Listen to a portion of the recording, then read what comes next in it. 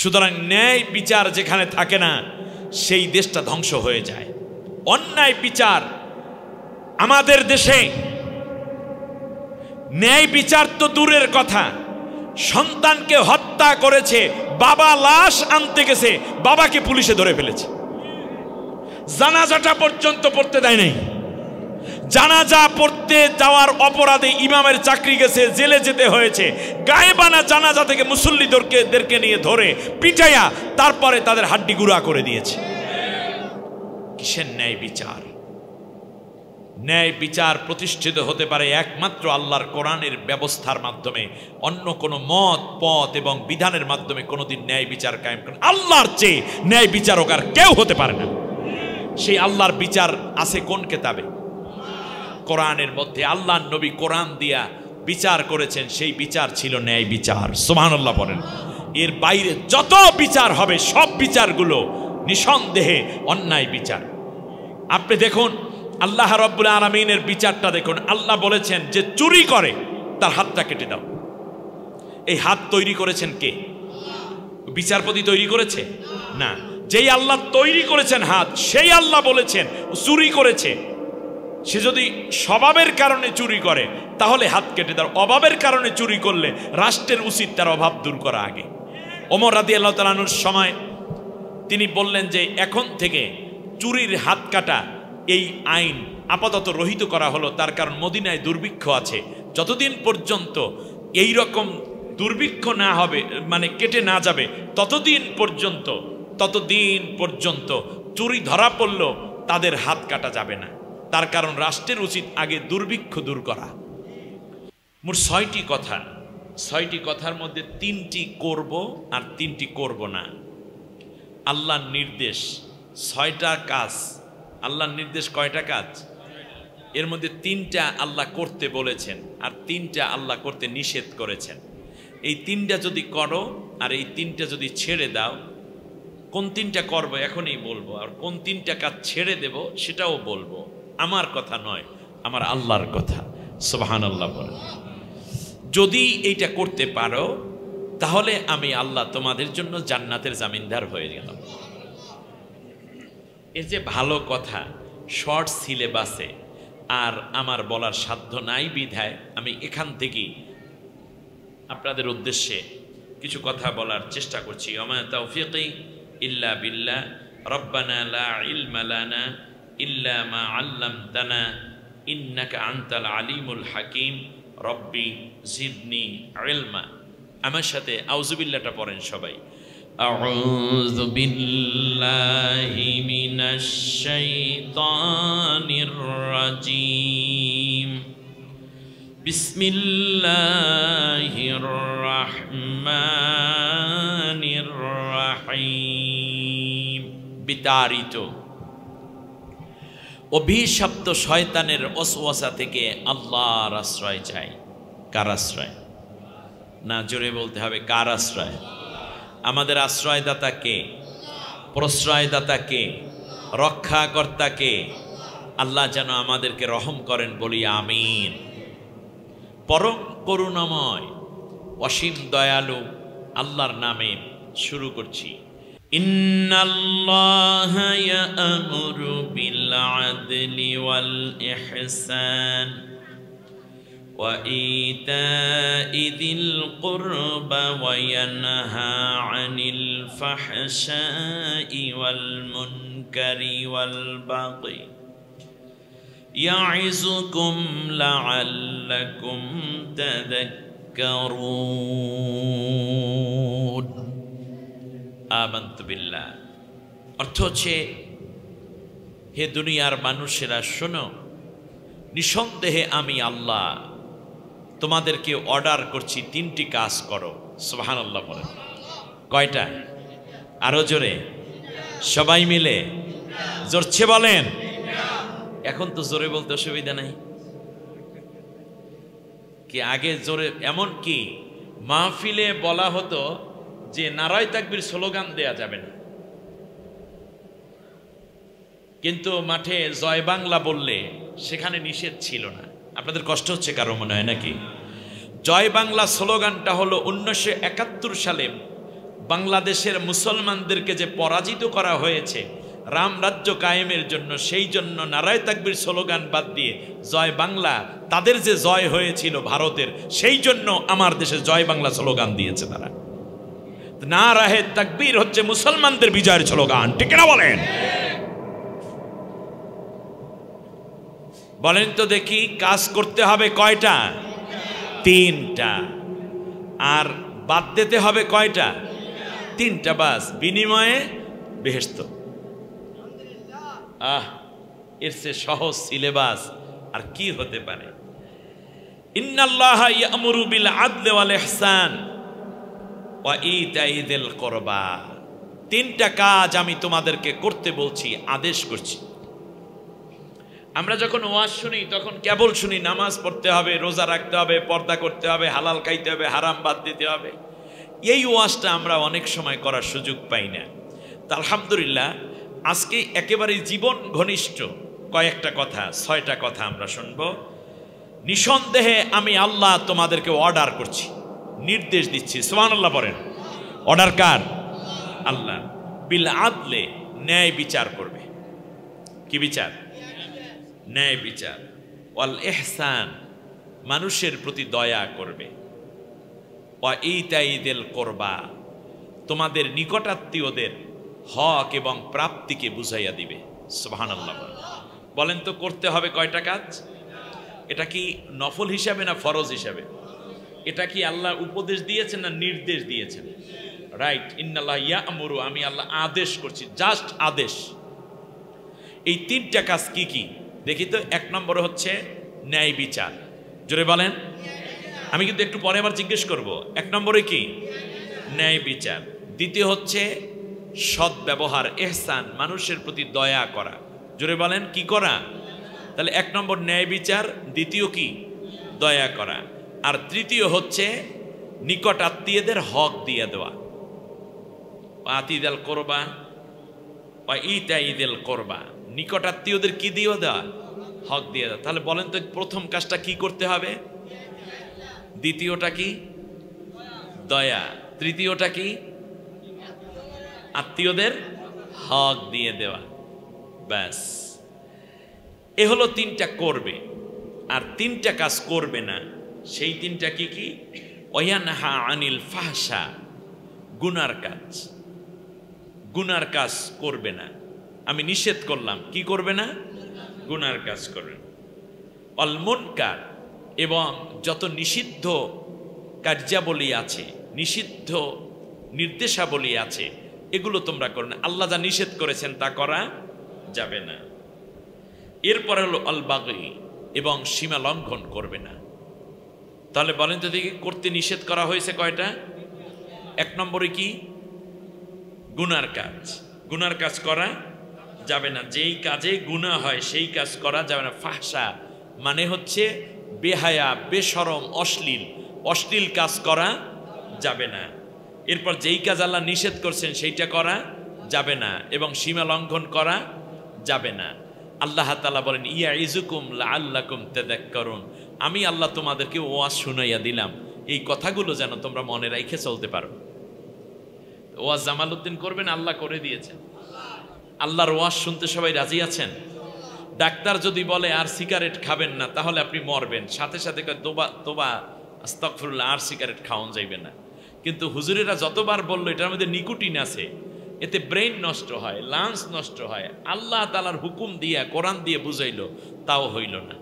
ঠিক আছে কিনা? কারণ ডাক্তারের কথাটা আপনার কাছে খুব স্পষ্ট মনে হয়। এখন থেকে আমরা ডাক্তারের কথাও যেমন বিশ্বাস করে চলি, আল্লাহর কথা তার চেয়ে কোটি গুণ বেশি বিশ্বাস করে চলবো। ঠিক না বলেন? এখন আমরা আসি, আল্লাহ তাআলা বলছেন ডাক্তার কি শুধু ঔষধ দেয় না, কিছু নির্দেশনা দিয়ে দেয়। পানি বেশি খাবেন, টেনশন করবেন না, ঠিকঠাক মতো ঘুমাবেন, শাকসবজি বাড়াইয়া খাবেন, তারপরে কখনো রাগ করবেন না, এখন থেকে চর্বিযুক্ত খাবার খাবেন না, চিনি খাবেন না, সকালে ঘুমাবেন না, হাঁটবেন।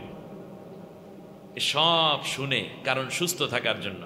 আর আল্লাহ তাআলা যা নিষেধ করেছেন আর আদেশ করেছেন, এগুলো আমরা শুনবো জান্নাতি মানুষ হওয়ার জন্য।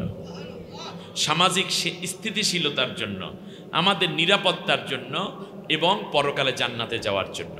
এই কথাগুলো সব মানুষের, ডাক্তার, ইঞ্জিনিয়ার, দোকানদার, ডিসি, এসপি, প্রধান উপদেষ্টা, উপদেষ্টা পরিষদ, ওসি, টিওনো, সেখান থেকে ধরে যারা পালাইয়ে গেছে তাদের উপরেও তো আল্লাহর এই কথাগুলো ঠিক আছে, ঠিক কিনা বলেন?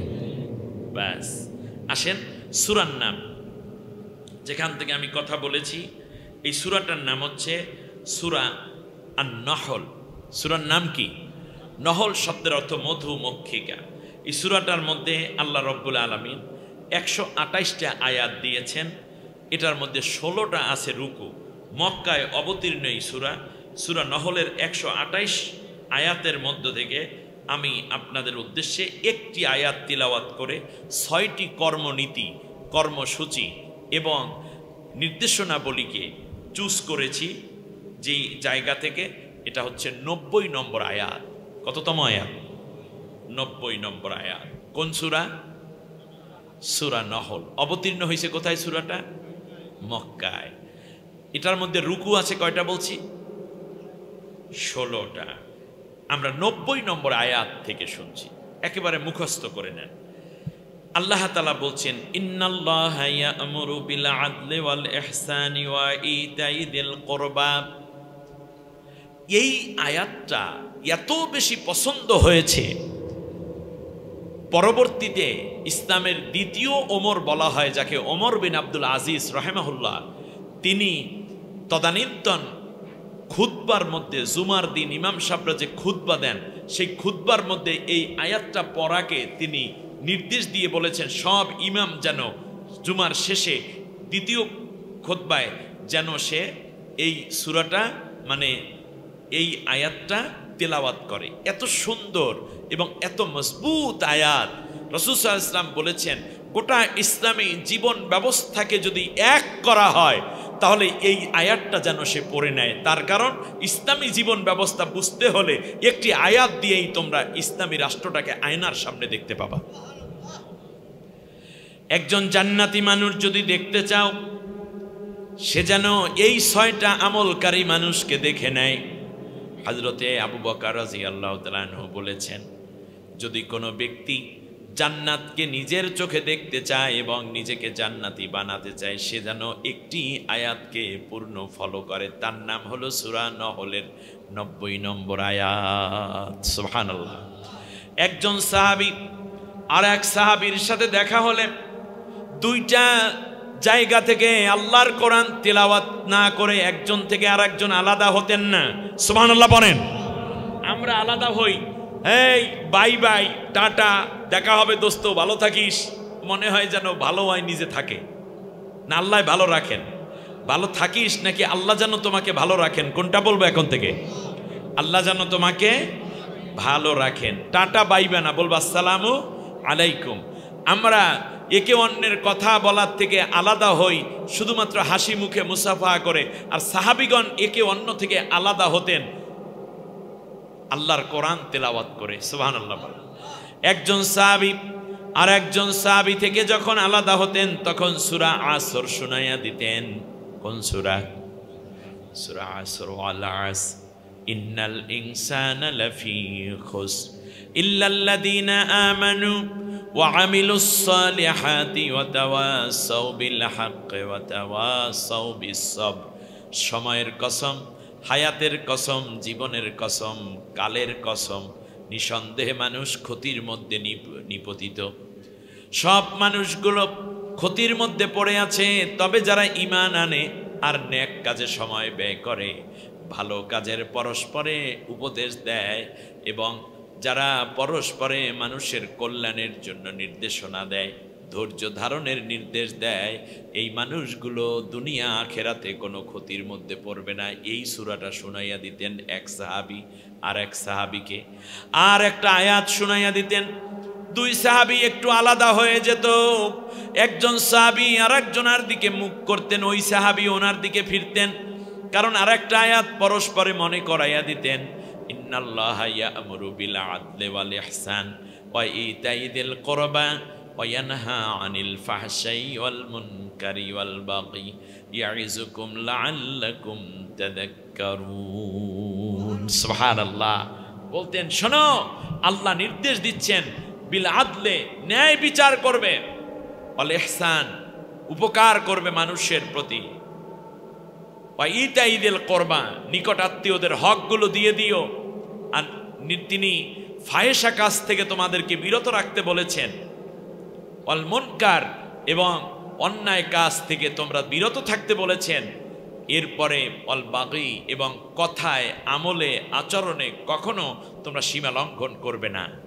যদি এই উপদেশ আমরা আমাদের সন্তানদেরকে দেই, আমাদের স্ত্রীদেরকে দেই, আমাদের ভাইদেরকে দেই, আমরা যদি আমার ছাত্রদেরকে দেই, পুলিশদেরকে যদি এই নির্দেশ দেই, তাহলে দেখা যাবে প্রত্যেকটা সেক্টরে যখন এই নির্দেশনা যাবে, প্রত্যেকটা মানুষ নিয়ন্ত্রিত হয়ে উঠবে এবং ভালো সমাজ এবং ভালো রাষ্ট্র, ভালো জাতি হিসেবে আমার মাথা উঁচু করে দাঁড়াতে পারবো। ঠিক না বলেন?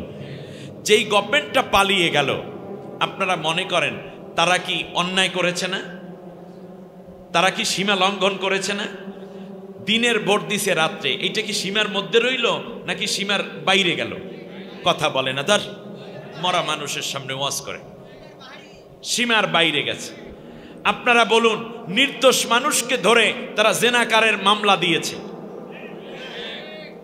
তাদেরকে ধর্ষণের মামলা দিয়েছে, এগুলো কি সীমার মধ্যের কাজ না সীমার বাইরের কাজ? মরা মানুষ ভোট দিয়ে গেছে, এটা কি সীমার কাজ না সীমার বাইরের কাজ?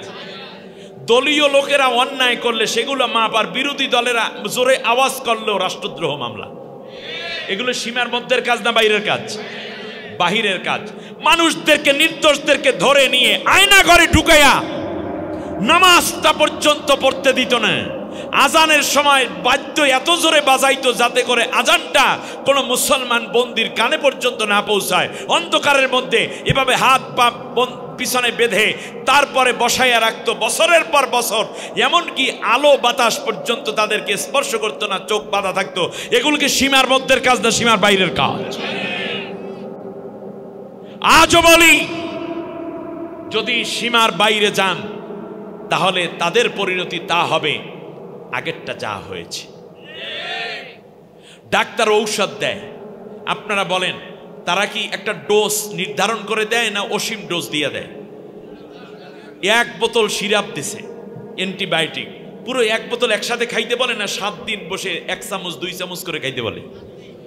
2-3 বেলা এবার ভাগ করে করে দেয় না, ডোজ বাই ডোজ দেয় না? কেন দেয়? এর মানে হচ্ছে সীমার মধ্যে থাকলে শান্তি, সীমার বাইরে গেলে অবস্থা খারাপ। ঠিক না? এবারে আসুন আমরা মূল কাজে আবার চলে যাই। আপনাদের কষ্ট হচ্ছে না তো? ইন্নাল্লাহা ইয়া'মুরু বিল আদলি ওয়াল ইহসান, ইন্নাল্লাহা ইয়া'মুরু বিল আদল। আল্লাহ ন্যায় বিচার করার জন্য তোমাদেরকে নির্দেশ দিচ্ছেন। কি বিচার? ন্যায় বিচার। ন্যায় বিচার আপনি কোথায় করবেন? কোত্থেকে ন্যায় বিচার পাবেন? ন্যায় বিচার কোনটা বিচার করলে ন্যায় হবে সেটা তো আমাদের আগে জানা দরকার নাকি? আল্লাহ রাব্বুল আলামিন বলেন, পৃথিবীতে যদি তোমরা ব্রিটিশের আইন দিয়ে বিচার করো, এটা ন্যায় বিচার হবে না। কার্ল মার্কস, লেনিন, মাও সেতুং, ডারউইন, ফ্রয়েড, হেগেলদের দেখানো পদ্ধতিতে বিচার করলে ন্যায় বিচার হবে না। এজন্য আমি আল্লাহ রব্বুল আলামিন তোমাদের জন্য একটা ন্যায় বিচারের কিতাব নাজিল করে দিলাম। আল্লাহ রব্বুল আলামিন বলেন, ওয়াতাম্মাত কালিমাতু রাব্বিকা সিদকান ওয়া আদলা। আমি আল্লাহ রব্বুল আলামিন কোরআনকে ন্যায় বিচার এবং সত্যবাদিতা দিয়ে ভরপুর করে দিয়েছি। কোরআনের বিচার কি? ন্যায় বিচার। এবার আল্লাহ রব্বুল আলামিন বলেন, শোনো, ইয়াদিলু হুয়া আকরাবু লিত্তাকওয়া।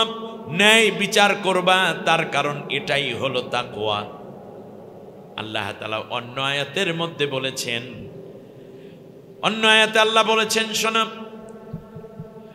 যদি তোমাদের মা বাবা, আমি আল্লাহ রব্বুল আলামিন বলতেছি, শোনো, তোমরা ন্যায় বিচার করবে। ইয়াদিলু, ন্যায় বিচার করবে, যদিও সেটা তোমাদের ওয়ালা আনফুসিকুম আউল ওয়ালিদাইনি ওয়াল আকরাবিন। যদি তোমাদের মা নিজেদের বিরুদ্ধে চলে যায়, এরপরও ন্যায় কথাই বলবা, ন্যায় বিচার করবা। এমনকি তোমাদের মা বাবার বিরুদ্ধে চলে গেলেও ন্যায় বিচারে থাকবে। তোমাদের প্রতিবেশী দল কিংবা মত অথবা ধর্মের লোকদের বিরুদ্ধে চলে গেলেও ন্যায় বিচারের বাইরে যাইতে পারবা না। সুবহানাল্লাহ। তাহলে ন্যায় বিচারের কেতাবের নাম কি? এখন আপনি আদল করবেন, ন্যায় বিচার করবেন। আপনি যদি কোনো ব্যক্তি মনে করেন চুরি করেছে, আপনি তার ন্যায় বিচার করলে 6 মাস জেলে ঢুকিয়ে দিলেন। কোথায় চুরি আর কোথায় 6 মাস জেল? কোনোদিন কি মিলবে? কোনো ব্যক্তি জেনা করলো, আপনি তারে 2 বছর জেল দিলেন। নারীটার সতীত্ব লুণ্ঠন করলো, আর আপনি এই জেনাকারকে 2 বছর জেল দিয়ে দেন। 2 বছর পর যাই আরো 10 জনের সাথে জেনা করেছে। এটা কি ন্যায় বিচার হলো? ন্যায় বিচার হলো না। অতএব ন্যায় বিচার কোনটা সেটাও বলে দিবেন কে? এই জন্য আল্লাহ তাআলা বলছেন, আমান লাম ইয়াহকুম বিমা আনজালাল্লাহু ফাউলাইকুমুল কাফিরুন। যদি কেউ আমার কিতাব দিয়ে বিচার না করে, ন্যায় বিচার তো সে করতে পারলই না, বরং ওই ব্যক্তি কাফের হয়ে যায়। ফাউলাইকুমুজ জালিমুন, জালিমুন ওই বিচারক জালেম, ফাউলাইকা হুমুল ফাসিকুন ওই বিচারক হইল গুনাহগার। তাহলে যারা ন্যায় বিচার করতে হলে আপনার বিচারের কিতাব হবে কোনটা? কোরআনের বাইরে আপনি ন্যায় বিচার করা সম্ভব না। আর কোনটা ন্যায় বিচার সেটা বলে দিবেন কে? ব্রিটিশরা বলে দিবে, ভারত বলে দিবে, আমেরিকা বলে দিবে। আমেরিকা তো ন্যায় বিচার করতে চূড়ান্ত ব্যর্থ হয়েছে। তার কারণ ফিলিস্তিনের গাজায় এবং বিভিন্ন অঞ্চলে তাদের পালা কুকুর ইসরায়েল যেইভাবে নিরীহ শিশু, নারী, পুরুষ, নিরস্ত্রদের উপরে অত্যাচার করে রক্তের হোলি খেলা চালাচ্ছে, আর আমেরিকা তাকে তেল যোগাচ্ছে। পৃথিবীর বুকে সবচেয়ে বড় অন্যায়কারী রাষ্ট্রের নাম আমেরিকা। ভারত ন্যায় বিচার করতে পেরেছে, তাহলে বাবরি মসজিদ ভাঙলো কেন? ভারত ন্যায় বিচার যদি করতে পারত, গুজরাটের কসাই, ভারতের মানুষ যদি ন্যায় বিচার করতে পারত, তাহলে ভারতের গুজরাটের কসাই নরেন্দ্র মোদীকে প্রধানমন্ত্রী বানাতো না। ন্যায় বিচার এত সহজ? আল্লাহর নবী বলেছেন, কিয়ামতের ময়দানে 7 শ্রেণীর মানুষ আল্লাহর আরশের নিচে দাঁড়াবে। আরশের নিচে ছায়া পাবে যখন আল্লাহর আরশের ছায়া ছাড়া আর কোথাও কোনো ছায়া থাকবে না। আর সেই জায়গাটার মধ্যে 7 শ্রেণীর মানুষ, তার মধ্যে আল্লাহর নবী প্রথমেই বললেন তাদের নাম কাযিউল আদিল, ন্যায় বিচারক। সুবহানাল্লাহ। কি বিচারক? ন্যায় বিচারক। আল্লাহর আরশের নিচে ছায়া পাবে, এটা কি সহজ কথা? সুতরাং ন্যায় বিচার যেখানে থাকে না, সেই দেশটা ধ্বংস হয়ে যায়। অন্যায় বিচার আমাদের দেশে, ন্যায় বিচার তো দূরের কথা, সন্তানকে হত্যা করেছে, বাবা লাশ আনতে গেছে, বাবাকে পুলিশে ধরে ফেলেছে, জানাজাটা পর্যন্ত পড়তে দেয় নাই। জানাজা পড়তে যাওয়ার অপরাধে ইমামের চাকরি গেছে, জেলে যেতে হয়েছে। গায়েবানা জানাজা থেকে মুসল্লিদেরকে নিয়ে ধরে পিটাইয়া তারপরে তাদের হাড্ডি গুঁড়া করে দিয়েছে। কিসের ন্যায় বিচার? ন্যায় বিচার প্রতিষ্ঠিত হতে পারে একমাত্র আল্লাহর কোরআনের ব্যবস্থার মাধ্যমে। অন্য কোনো মত, পথ এবং বিধানের মাধ্যমে কোনোদিন ন্যায় বিচার কায়েম করেন। আল্লাহর চেয়ে ন্যায় বিচারক আর কেউ হতে পারে না। সেই আল্লাহর বিচার আছে কোন কিতাবে? কোরআনের মধ্যে। আল্লাহর নবী কোরআন দিয়া বিচার করেছেন, সেই বিচার ছিল ন্যায় বিচার। সুবহানাল্লাহ বলেন। এর বাইরে যত বিচার হবে সব বিচারগুলো নিঃসন্দেহে অন্যায় বিচার। আপনি দেখুন আল্লাহ রাব্বুল আলামিনের বিচারটা দেখুন। আল্লাহ বলেছেন যে চুরি করে তার হাতটা কেটে দাও। এই হাত তৈরি করেছেন কে? বিচারপতি তৈরি করেছে না। যেই আল্লাহ তৈরি করেছেন হাত, সেই আল্লাহ বলেছেন চুরি করেছে, সে যদি স্বভাবের কারণে চুরি করে তাহলে হাত কেটে দাও। অভাবের কারণে চুরি করলে রাষ্ট্রের উচিত তার অভাব দূর করা আগে। ওমর রাদিয়াল্লাহু তাআলা আনহুর সময় তিনি বললেন যে এখন থেকে চুরির হাত কাটা এই আইন আপাতত রহিত করা হলো। তার কারণ মদিনায় দুর্ভিক্ষ আছে, যতদিন পর্যন্ত এই রকম দুর্ভিক্ষ না হবে, মানে কেটে না যাবে, ততদিন পর্যন্ত চুরি ধরা পড়লো তাদের হাত কাটা যাবে না। তার কারণ রাষ্ট্রের উচিত আগে দুর্ভিক্ষ দূর করা।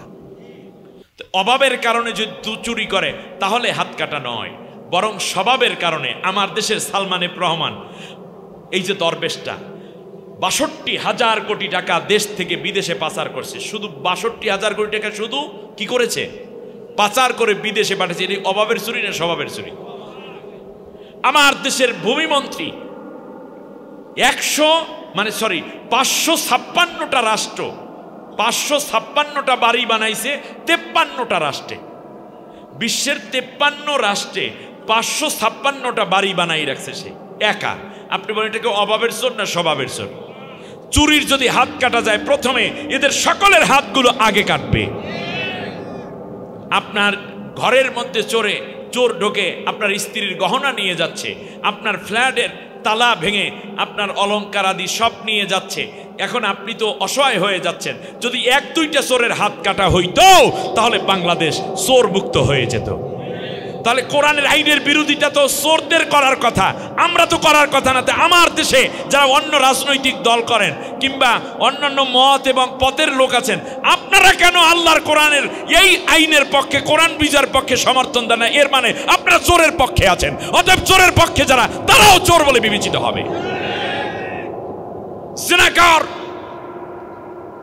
বাইরে বসে মজা মারেন, কোন এক কন্যা কিংবা স্ত্রী অথবা কারো মায়ের কিংবা কারো বোনের ধর্ষণ করার পরে উল্লাস করে ধর্ষণকারীরা।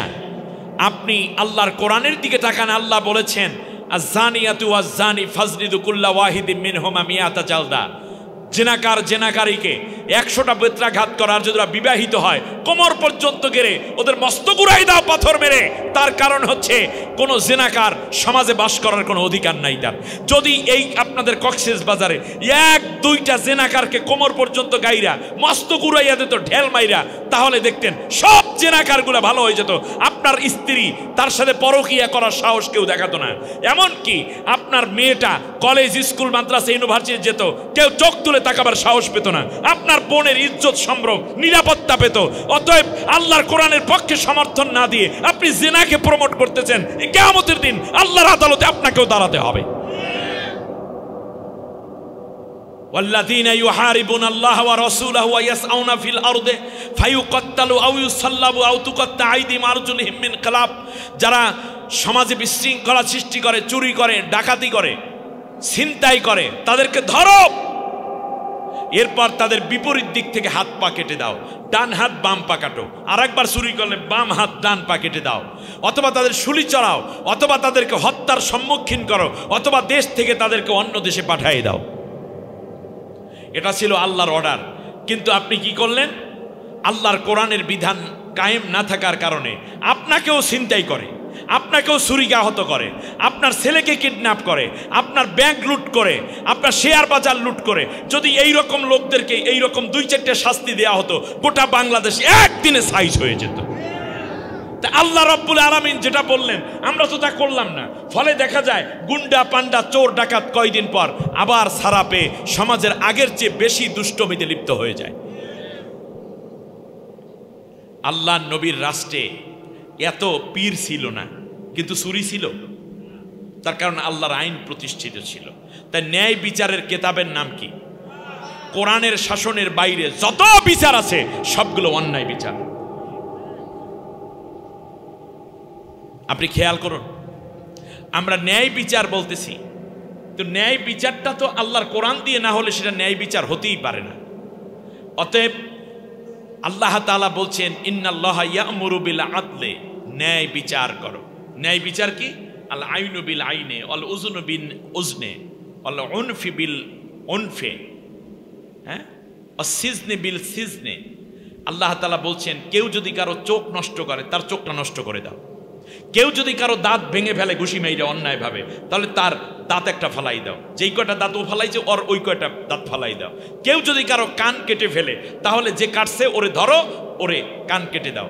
কেউ যদি কাউকে হত্যা করে, ওকে হত্যাকারীকে হত্যা করার জন্য তোমরা আদালতে সোপর্দ করো। কেউ কারো আঙ্গুল কাটলে আঙ্গুল কেটে দাও, কেউ কারো হাত কাটলে তার হাত কেটে দাও। তাহলে আপনারা বলুন, যদি কাউকে হত্যা করে তাহলে তাকে হত্যা করে ফেলো। কেউ কারো চোখ উপড়ে ফেললে তার চোখ অন্ধ করে দাও। তাহলে আপনারা বলুন, যেই পুলিশেরা আমার দেশের ছাত্রদের চোখ অন্ধ করে দিল গুলি করে শেখ হাসিনার কথায়।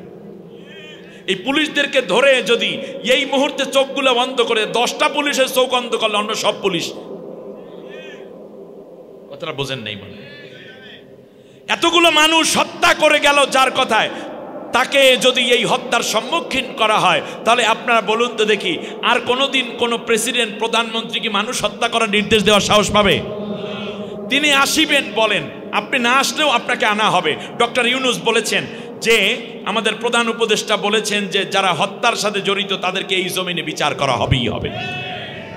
অতএব পীর চট্টলার সন্তান যা বলেছে আশা করি সেটা করবেন। আপনাকে আনা হবে আপা, তার কারণ শাপলা চত্বরের হত্যাগুলো এখনো আপনার কাছে পাওনা। 2006-28 অক্টোবরে লগি বৈঠা দিয়ে মানুষ হত্যা করে নৃত্য করেছেন লাশের উপরে, সেই হত্যায় এখনো পাওনা। পিলখানার হত্যাকাণ্ডগুলো পাওনা। ছাত্রদেরকে গণহত্যা করেছেন, সেইগুলো সব পাওনা রয়ে গেছে। আপনি আপনার জেলাগুলো সবাইকে নে এই বিচারের কাঠগড়ায় দাঁড়িয়ে আল্লাহর দেওয়া ইনসাফ ভিত্তিক কি ন্যায় বিচার এই জাতি দেখতে চায়।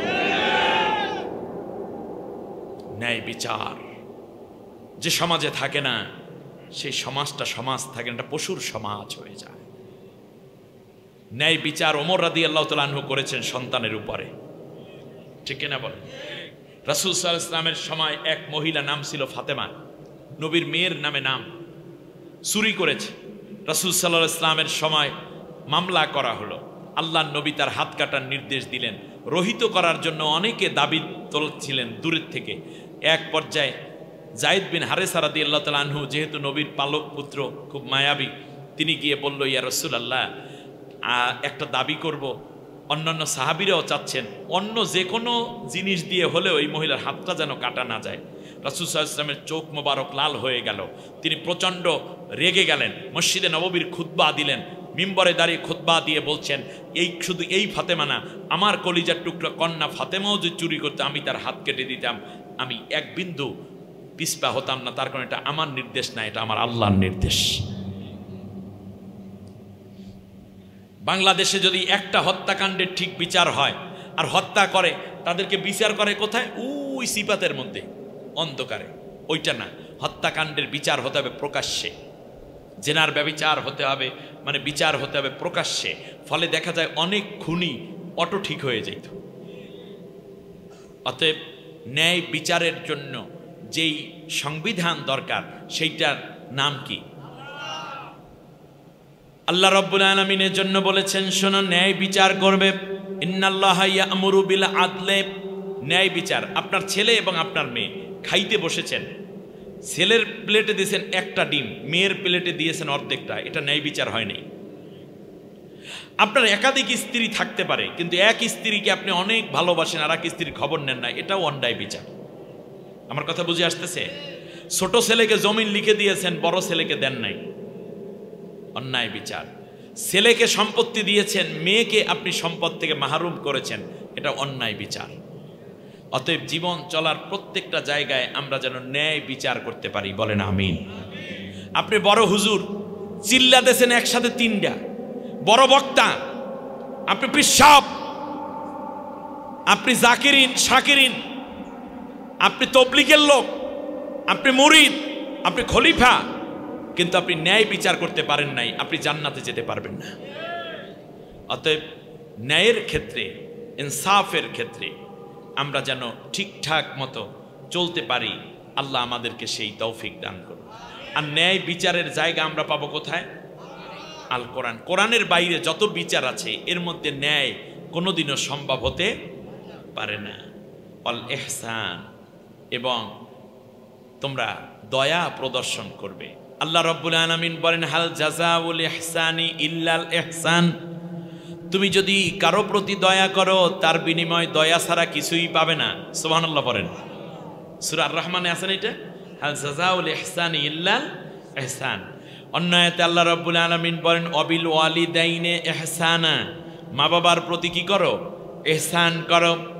ইহসান কাকে বলে? ইহসান মানে হচ্ছে আপনি উপকার করবেন, কিন্তু তার থেকে উপকার আপনি কামনা করবেন না। আমাদের সমাজে আল্লাহর নবী যখন এই আয়াতের ব্যাখ্যা করছিলেন, এক সাহাবী তখন দাঁড়িয়ে বলল, ইয়া রাসূলুল্লাহ, আমার কিছু আত্মীয় স্বজন আছে যাদের সাথে আমি ইহসান করি, তাদের খবরাখবর রাখি, তাদের সাথে মুআমেলা রাখি, তাদেরকে গিফট করি, তাদের বাচ্চাদের অসুস্থতায় আমি চিকিৎসা করাই দেই, তাদের ভরণ পোষণেরও ব্যবস্থা করি, যখন যা চায় তা দেওয়ার চেষ্টা করি, কিন্তু তারা অকৃতজ্ঞ, আমার সাথে তারা সে ভালো ব্যবহার করে না এবং সুযোগ পাইলে উল্টো বিলে আমার গালিগালাজ করে। এরকম কিছু আত্মীয় স্বজন আমাদের নাই নাকি? আছে না এরকম? তখন আল্লাহ নবী কি জবাব দিয়েছেন শুনুন। আল্লাহ নবী সাল্লাল্লাহু আলাইহি ওয়াসাল্লাম বলেছেন, তুমি যা বললে এটা যদি সত্য হয় তাহলে তুমি তাদের মুখের উপর গরম ছাই নিক্ষেপ করতেছ। অর্থাৎ তোমার দেওয়া টাকা দিয়েই কাতল মাছ কিনে খায় আর মুখটা মোছে আর বলে মাত্র 300 টাকা পাঠাইছে, হাতে কি হয়? এরকম আছে না নাই? আছে। ঈদে কাপড় দেশে আমারে দিছে, আমার ছেলেকে দেশে, ছেলে বউরে দেশে, নাতিকে দেশে আর ছোট মাইয়ারে দেশে, না আমার শাশুড়ির জন্য একটা কাপড় পাঠাইলো না আমার ভাই, এটা কোনো কাম হইল? এরকম বুইন দুই একজন আছে না দুনিয়ায়? আছে। আল্লাহ নবী বলেছেন, তুমি তোমার সৎ ব্যবহার করতে থাকো, মনে রাখবে আল্লাহ তাআলা ওই ইহসান ওরা না করলেও আল্লাহ তোমাকে ইহসানের পূর্ণ জাযা দিয়ে ধন্য করে দিবেন। আমার কথা বুঝে আসছে আপনাদের? বাস। দ্বিতীয় হচ্ছে আপনি ইহসান করবেন। নবীজির একটি হাদিস, আল্লাহ নবী বলেন, তুমি যদি জানো যে কোনো ব্যক্তি তোমার নিকট আত্মীয় অথবা কেহ এরকম যে তুমি এই কথাটার জবাব দেওয়া তোমার অধিকার আছে, কি আছে? জবাব দেওয়ার অধিকার আছে, অথবা সে তোমাকে যে ব্যবহার করেছে তার দ্বারা তুমি প্রতিশোধ নিতে পারো, কিন্তু তুমি যদি জবাব না দিয়ে ধৈর্য ধারণ করো, এজন্য যেহেতু সে তোমারই নিকট আত্মীয়, সে তোমারই আপনজন, তুমি একটু যদি ধৈর্য ধারণ করে থাকো তাহলে একটা কাজের একটা ধৈর্যের বিনিময়ে আল্লাহ তোমার জন্য জান্নাতে একটা ঘর বানাই দেবে। এরকম অনেক সময় আমাদের পরিস্থিতি এরকম হয় না যে মন চাই এখন একটা জবাব দিতে, মন চাই একটা থাপ্পড় মেরে দিই, মন চাই এখন একটা গলা ধাক্কা দিই, কিন্তু তুমি যদি ধৈর্য ধারণ করো, তুমি জানো যে এই জবাবটা তোমার কাছে আছে, জবাবটা দিলে একটু বিশৃঙ্খলা তৈরি হবে। তুমি যদি এই প্রকৃত নিজের অধিকারটুকুও যদি তুমি একজন আমার আত্মীয় অথবা সে আমার আপনজন এই চিন্তা করে তুমি যদি জবাব দেওয়া থেকে বিরত থাকো, এই যে ধৈর্য ধারণ করলা, ইহসানটুকু করলা, এই কারণে আল্লাহ তোমার জান্নাতের মধ্যে একটা ঘর বানাই দেবে। আর আমরা কি করি? আমরা হচ্ছি যে জবাব দিতে পারি না তার চেয়ে বেশি জবাব দিয়ে ওনাকে কিভাবে আরো ঠকানো যায়। আমরা এখন থেকে আরো বেশি সংবরণ, যেমন স্বামী স্ত্রী ঝগড়া হচ্ছে, স্ত্রী জানে স্বামীর এই জবাবটা এখন আমি দিতে পারি, কিন্তু চিন্তা করেছে না এই স্বামীর সাথেই তো আমার ঘর করতে হবে, এখন জবাবটা দিলে আমার স্বামী অপমানিত হবে এবং সে আরো রাগ করবে অথবা লজ্জিত হবে, আমি একটু চুপ থাকলাম। এই চুপ থাকার কারণে স্ত্রীর জন্য আল্লাহ জান্নাতে একটা ঘর বানান। ভাইয়ে ভাইয়ে তর্ক হচ্ছে, আপনি জানেন যে এই জবাবটা দিতে পারি আমি, তার কারণ আমার ভাই এই অন্যায়গুলো করেছে, কিন্তু না থাক আমার ভাই, আমি এই চুপ করে গেলাম, এই চুপের বিনিময়ে আপনার জন্য জান্নাতে ঘর। স্ত্রী অন্যায় করেছে, স্বামী জানে এখন আমি জবাবটা দিতে পারি, তাকে জনমের মতো গালিগালাজ গলমন্দও করতে পারি অথবা গায়ে হাত তুলতে পারি, কিন্তু না আমার স্ত্রী তো ও যাবে কোথায়, একটু ক্ষমা করে দিল, স্বামীর জন্য জান্নাতে ঘর। আল্লাহ আমাদেরকে হক বোঝার তৌফিক দান করুন। ওয়া ইতাইদিল কুরবা, নিকট আত্মীয়ের হক দিয়ে দাও। সুবহানাল্লাহ বলেন। নিকট আত্মীয় কারা? রেহেমের সম্পর্কে যারা, এরাই নিকট আত্মীয়। রেহেম মানে হচ্ছে মায়ের গর্ভ এবং বাবার ঔরার জাত, এই দুই দিক থেকে যারা কাছাকাছি আসছে এরাই হলো আপনার নিকট আত্মীয়। যেমন খালা, নানি, মামা, নানা, ওইদিকে আছে ভাই, খেয়াল করেন নাই মনে হয়, ভাই, আপন চাচা, আপন বোন, তারপরে আরো আছে কে কে, আপন চাচা, দাদা, হ্যাঁ, ওইদিকে আছে হলো আর কে কে, সন্তান, এরপরে এই চাচাতো ভাইটাই, এই যে কাছাকাছি ফুফি, ফুফাতো ভাই, ফুফাতো বোন, এরা হচ্ছে নিকট আত্মীয়, নিকট থেকে এরা আছে, তাই না? আল্লাহ নবী সাল্লাল্লাহু আলাইহি ওয়াসাল্লাম বলেছেন, শোনো, রেহেম শব্দটা হলো মায়ের গর্ভে আমরা যেখানে বড় হয়েছি এটাকে আরবিতে বলে রেহেম। রেহেম শব্দের অর্থ হলো দয়া। রহম শব্দ থেকে রেহেম শব্দের উৎপত্তি, সেখান থেকে রহমান শব্দের উৎপত্তি, রহিম শব্দের উৎপত্তি। সুবহানাল্লাহ বলেন। আল্লাহ রহমান, আল্লাহ রাহিম, দয়ালু। এই জন্য আল্লাহ নবী সাল্লাল্লাহু আলাইহি ওয়াসাল্লাম বলেছেন, যখন আল্লাহ সব কিছু সৃষ্টি করলেন, তারপর ওই যে মায়ের যেই রেহেম আছে না, এই রেহেম আল্লাহর কোমর ধরেছে। আল্লাহর কোমর মানে আল্লাহ সত্তাকে ধরে বলছে, আল্লাহ আমার ব্যাপারে তোমার বক্তব্য কি?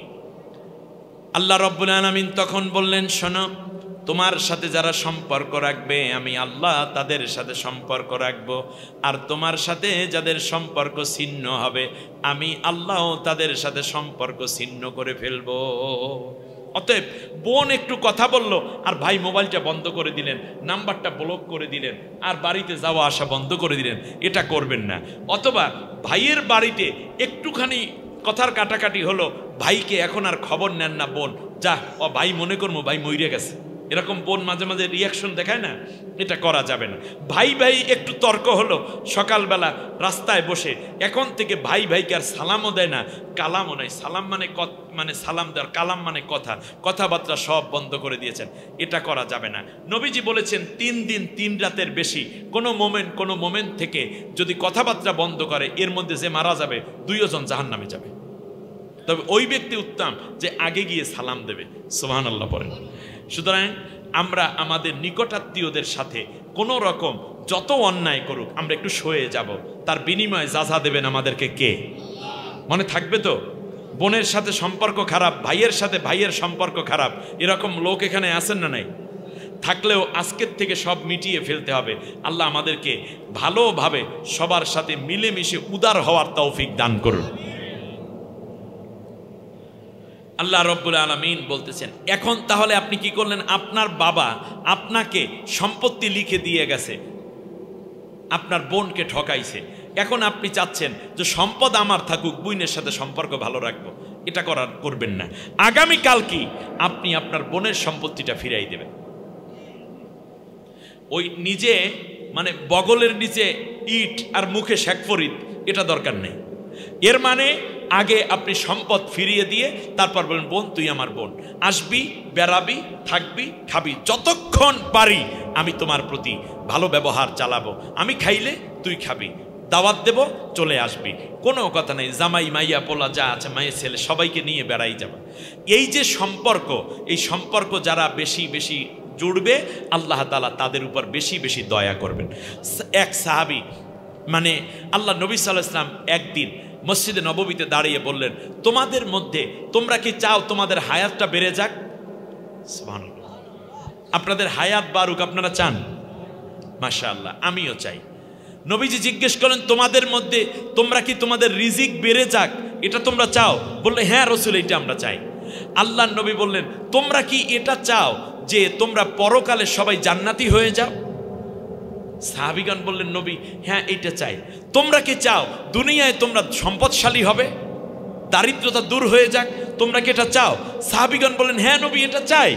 আল্লাহর নবী বললেন, তাহলে তোমাদের নিকট আত্মীয়দের সাথে সম্পর্ক বাড়াও, রিজিক বাড়বে, ইজ্জত বাড়বে, হায়াত বাড়বে, জান্নাত পাবো। এই 4টা নেয়ামত আছে নিকট আত্মীয়দের সাথে সম্পর্ক রাখার মধ্যে। সুবহানাল্লাহ পড়বেন না আপনারা? অতএব নিকট আত্মীয়র সম্পর্ক, আপনার ফুফাতো ভাই কোথায় আছে, খালাকে কোথায় বিয়ে দিয়েছে, মাঝে মধ্যে চলে যাবেন খালার বাড়িতে, মাঝে মাঝে ফুপির খবর নেবেন, ফুফাতো ভাই ফুফাতো বোনগুলো কেমন আছে জানবেন। শুধু নির্বাচনে দাঁড়াইলে মামাতো বাড়ির ছোট শালার, শ্বশুর বাড়ির সুমন্দির ছোট নাতির আপন খালাতো বাড়ির পোলা, তার সাথে খবর লাই, কারণ ভোটটা দরকার। অথচ ভোটের চেয়ে বড় কথা হচ্ছে সম্পর্ক। ভোটের চেয়ে বড় দরকার কি? আপনি সম্পর্ক রাখেন, বরকত দিবেন কে?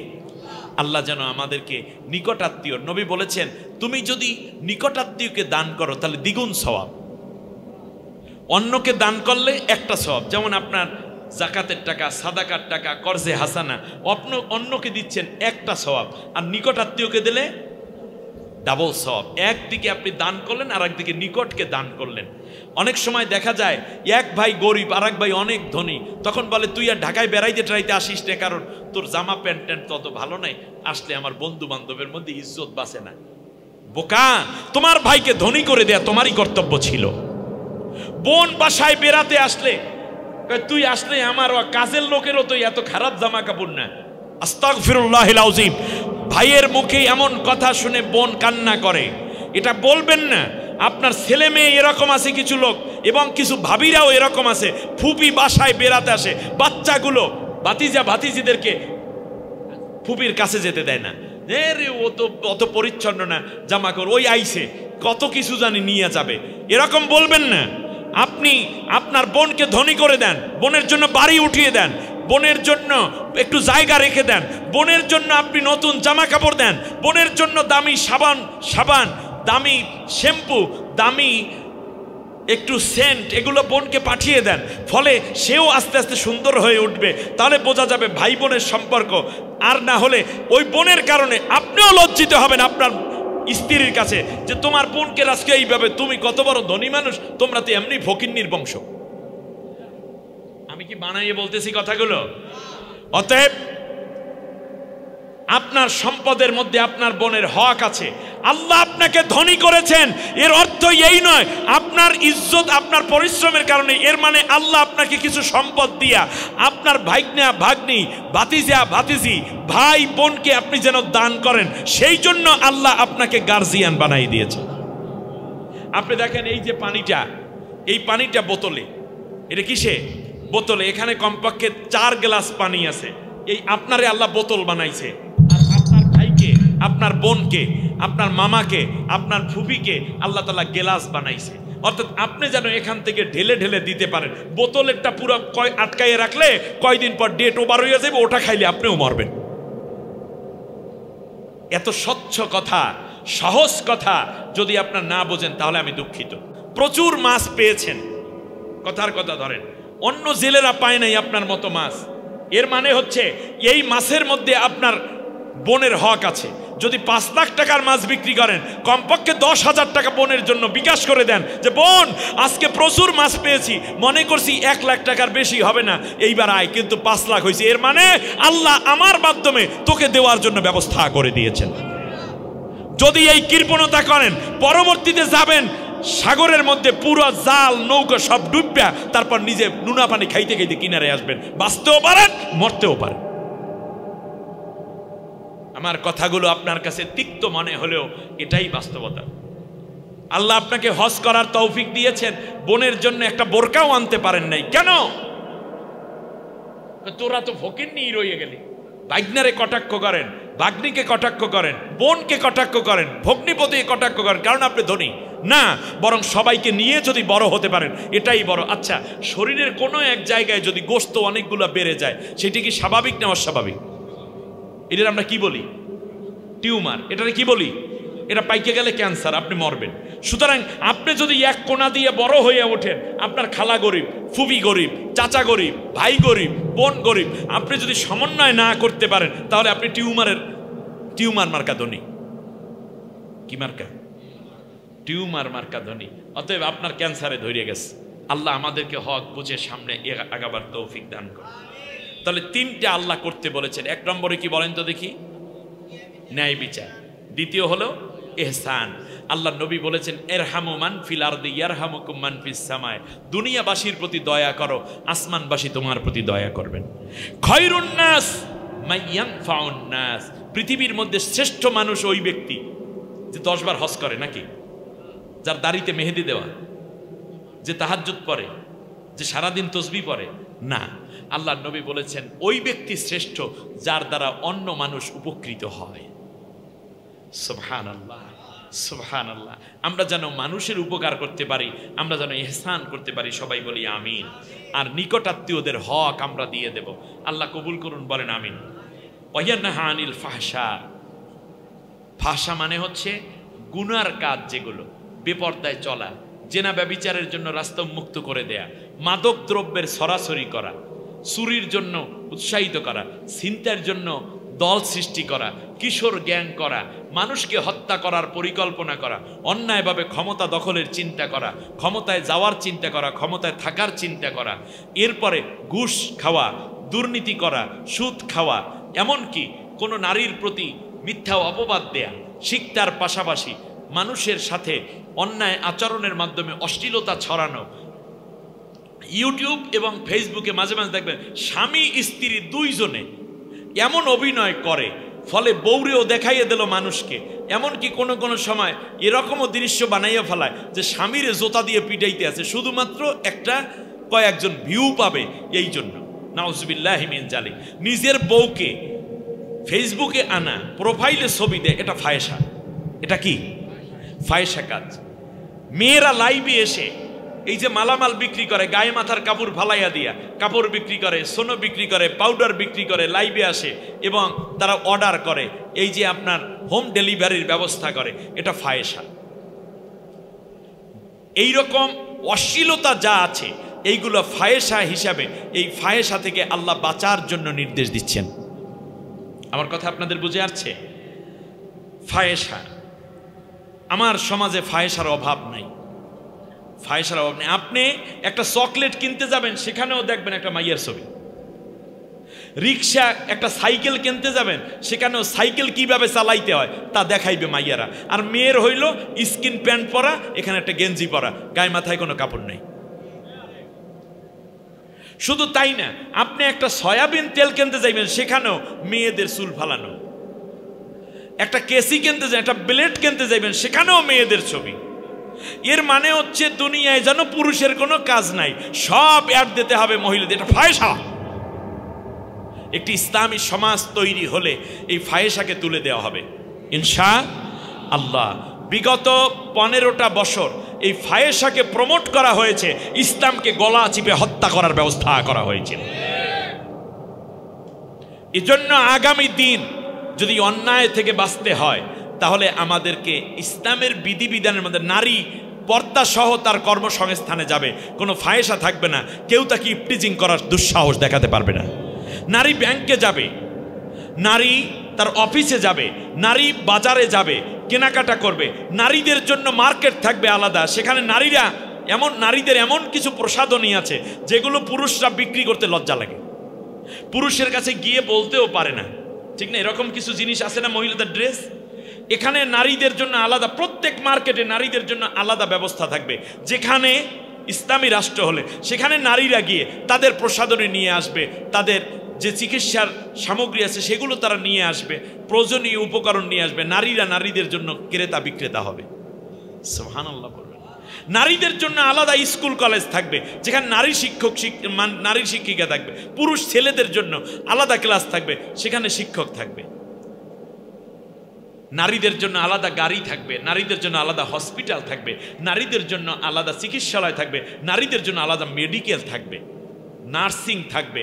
অতএব নারী এবং পুরুষ সংমিশ্রণের ফলে যে গুনাহ হওয়ার সম্ভাবনা, এইটা থেকে ইসলামী রাষ্ট্র বাঁচিয়ে দেওয়ার ব্যবস্থা নিবে। ফোর্স কোয়ার্টারে যে নারীগুলো আছে প্রত্যেককে কর্মসংস্থান, হালাল কাজ দিয়ে তাদেরকে কর্মসংস্থান দিয়ে আত্মনির্ভরশীল করে গড়ে তোলা হবে। সুতরাং এমন একটি সুন্দর সমাজ যদি আসে, তাহলে আপনি দেখেন, আপনি হাজী সাহেব, আপনি পীরের মুরিদ, আপনি 6 চিল্লা দিয়ে আসছেন, কিন্তু আপনার মেয়ে আপনি জানেন না যে কার সাথে কথা বলে। ফোনের মধ্যে হ্যালো, তোমারে না দেখলে আমার একটু ভালো, একটু ভিডিও কলটা দাও, একটু ভিডিও কলটা দাও, তোমার চেহারাটা না দেখলে। এইটাও ফায়সা।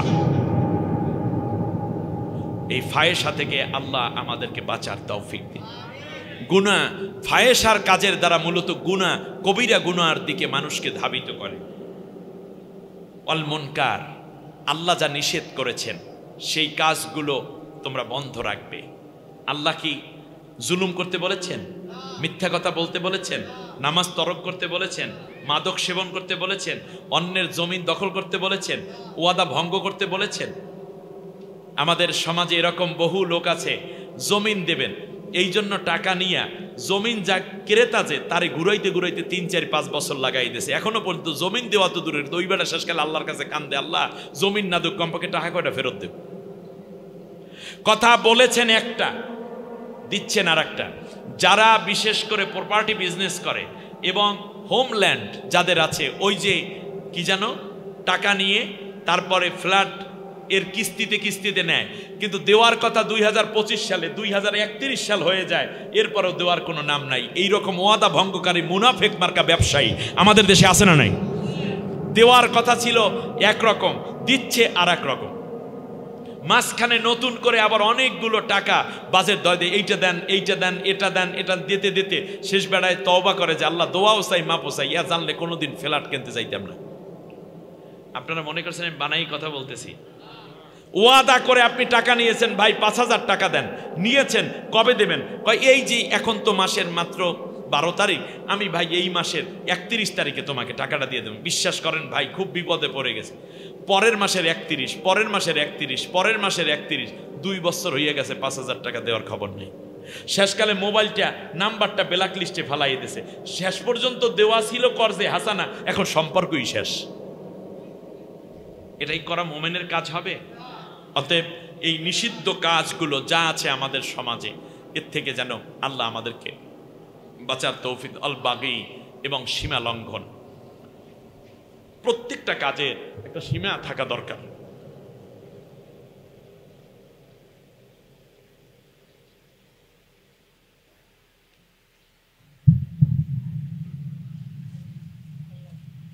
কথা বলারও সীমা আছে। আলহামদুলিল্লাহ, কথা বলার সীমা আছে না নেই? কারণ এই কিয়ামতের দিন এই কথা সম্বন্ধে আল্লাহ জিজ্ঞেস করবেন, মা ইয়ালফিজু মিন কাউলিন ইল্লা লাদাইহি রাকিবুন আতীদ। আপনি যে কাজ করেন, শাসনেরও সীমা আছে। শাসনের কি আছে? সীমা আছে। গতকালকে একটা বিষয় দেখলাম, মা, এই পৃথিবীতে সন্তানকে সবচেয়ে ভালোবাসে তো মা, এর চেয়ে কেউ তো ভালোবাসে? আল্লাহর পরে মা বেশি ভালোবাসে। কিন্তু সন্তান খাইতে বসেছে, আমার দিকে তাকা, কিছু কিছু বাচ্চারা দেখবেন ভাত খাইতে চায় না এবং খাওয়া নিয়ে খুব বাহানা তাদের, এরকম আছে না?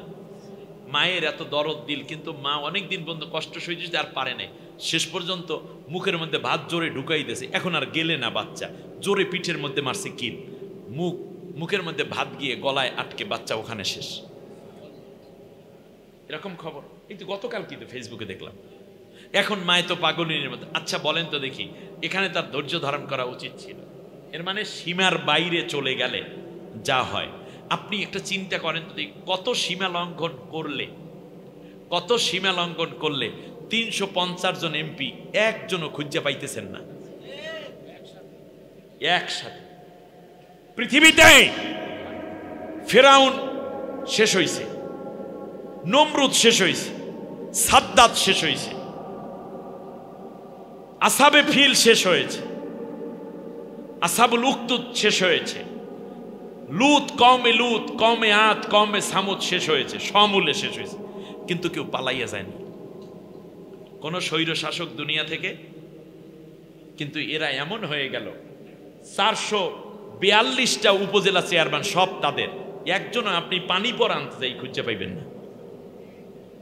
এলাকার সভাপতি সেটাও পালাইছে। এর মানে কত সীমা লঙ্ঘন তারা করার কারণে তাদের মন বলতেছে এই দেশটা আসলে আমাদের না।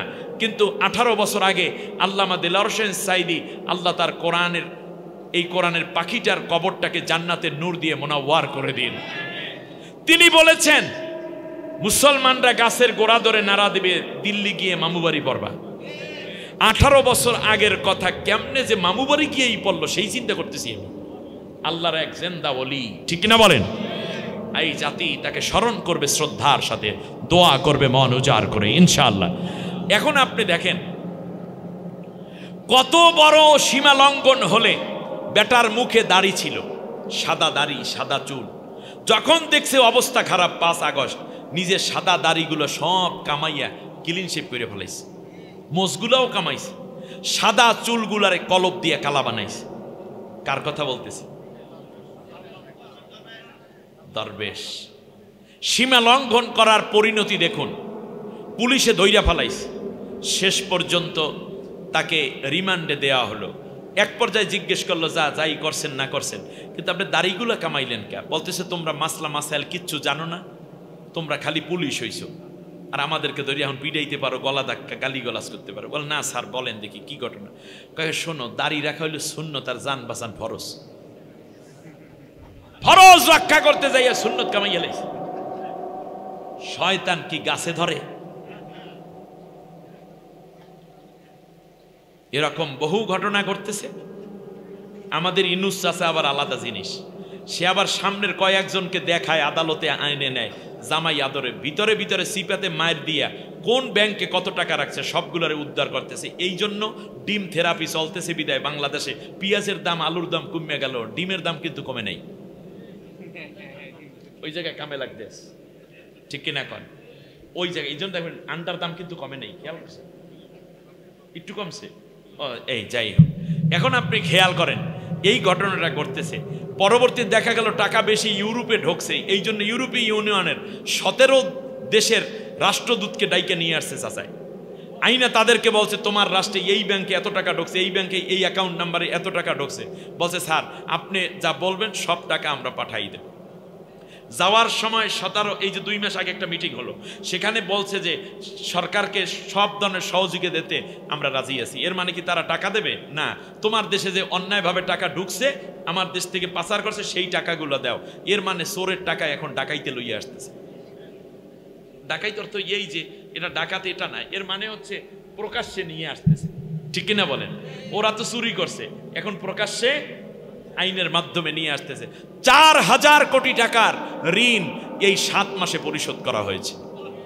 এত ঝামেলার মধ্যে 4000 কোটি টাকা ঋণ পরিশোধ করছে ইন্টারন্যাশনাল, এবং বলতেছে যে কাকু জানাই দিছে যে তোমরা বিদেশ থেকে যত টাকা ওরা ঋণ করছিল সেই টাকাগুলো পরিমাণ বলো, আমরা একসাথে দিয়ে দেবো। ক্ষমা বারবার ওই কিস্তিতে কিস্তিতে বাংলাদেশ 50 বছর ঋণে থাকবে, দরকার নেই, একসাথে দিয়ে দিতে পারবো, কারণ বাইরে যে মালপানি জমা করছে ওগুলো আনলে এগুলো দিয়ে দেওয়া সম্ভব। কি বুঝলেন? খেলা চলতেছে। বিদেশ থেকে কয়েক হাজার ইনভেস্টরকে নিয়ে আসা হয়েছে। বাংলাদেশ এক স্বপ্নের রাজ্যে এখন ঘুরতেছে। একটু সময় দিতে হবে যাতে করে কাজগুলো গুছাইয়া নিতে পারে, আবার স্বাভাবিক গণতান্ত্রিক পদ্ধতিতেও আসতে হবে। তবে মানুষ চাচ্ছে কিছুটা দিন চাচায় থাকুক, কমপক্ষে মারামারি কাটাকাটি কমবে। এই মুহূর্তে যদি চাচাই না হইতো ভারত বহুত আগেই আমাদেরকে থাপ্পড় দিয়ে দেশটা নিয়ে যাইতে। আর যেই ছাত্ররা আন্দোলন করেছে সবাইকে বলতো স্বৈর শাসক মানে দেশদ্রোহী বানাইয়া, যারা যারা গুলির আঘাত খেয়েছে সবগুলাকে জেলের ভিতর ঢুকাইতো, পিটাই আমাদের সন্তানদেরকে শেষ করে দিত, ঠিক না বলেন? অনেক ভালো আছি, মন খুলে কথা বলি। ভারত থেকে পেঁয়াজ আসে নাই, এরপর রমজানে পেঁয়াজ খাইছেন কয় টাকায়? আর গত বছর খাইছেন কত? 250 টাকা পেঁয়াজ খাইছেন। আলু খাইছেন 80 টাকা 85 টাকা, 100 টাকা হয়ে গেছিল। আর এবার আলু খাইতে আছেন 12 থেকে 15, সর্বোচ্চ 25-20-এর মধ্যে। কি সামনে সব জিনিসের দাম কমে আসবে, তার কারণ কাগুই এক জিনিস গোটা বিশ্বকে কাছে টানার চেষ্টা করতেছে।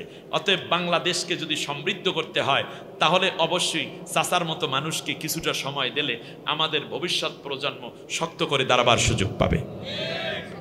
ভারত কমপক্ষে চোখ রাঙাই আমাদেরকে গোলাম বানানোর যে কায়দা করছিল, ওই দিকে ভারত আর চোখ তোলার কোনো সাহস নাই। ভারত চোখ দিলে আমরা কড়া আঙ্গুল দিয়ে দেখাই দেব, চোখ কিন্তু থাকবে না, ঠিক না? এরপরও ভারতের কিছু প্রেতাত্মা রয়ের দালাল আমার দেশে আছে না নাই? এই পর্যন্ত 154টা প্রতি বিপ্লব করার জন্য ষড়যন্ত্র করেছে, এখনো ষড়যন্ত্র আছে। না কোন চোখ খোলা রেখে বাংলাদেশকে দাঁড় করানোর জন্য চেষ্টা করতে হবে। এই জন্য সামাজিক নিরাপত্তার জন্য আমরা ওই যে সীমা লঙ্ঘনকারী, আমরা সীমা লঙ্ঘনকারী হব না ইনশাআল্লাহ। তাহলে কয় কাজ করব বলেন দেখি? বলেন। 1 নম্বরে ন্যায় বিচার। 1 নম্বরে কি? ন্যায় বিচার। দ্বিতীয় করব কি? মানুষের প্রতি দয়া। আর তৃতীয় কি করব? আত্মীয়দের হক আদায় করব না। কি কি বলেন তো দেখি? ফাহশা, গুনার কাজে লিপ্ত হব না, ইপ্রিজিং করব না, কারো ইজ্জত সম্মান নষ্ট করব না, প্রকাশ্যে কোনো রকম অবাধ চলাফেরা করব না, পর্দাপুশিদার সাথে চলাফেরা, এবং কোনো রকম গুনাহ হয় এরকম কাজ করব না, ঠিক আছে কিনা? এরপরে কি করব না বলেন তো দেখি? নিষেধ কাজ আমরা, ফাহশাই ওয়াল মুনকার, কোনো নিষিদ্ধ, আল্লাহ নিষিদ্ধ কোনো কাজ আমরা করব না। এমনকি রাষ্ট্র যেই কাজে নিষিদ্ধ করেছে আমরা সেগুলোও করব না। সামাজিক বিশৃঙ্খলা হতে পারে, নিষিদ্ধ কোনো কাজে আমরা লিপ্ত হব না। আর সীমা লঙ্ঘন করব না। আল্লাহ আমাদের সবাইকে এই 6 দফা নীতিতে সামনে এগিয়ে যাওয়ার তৌফিক দান করুন। নামাজের সূরাতে বসে একবার আলহামদু, 3 বার কুল হু আল্লাহ পড়েন, কবর জিয়ারত নিয়ত।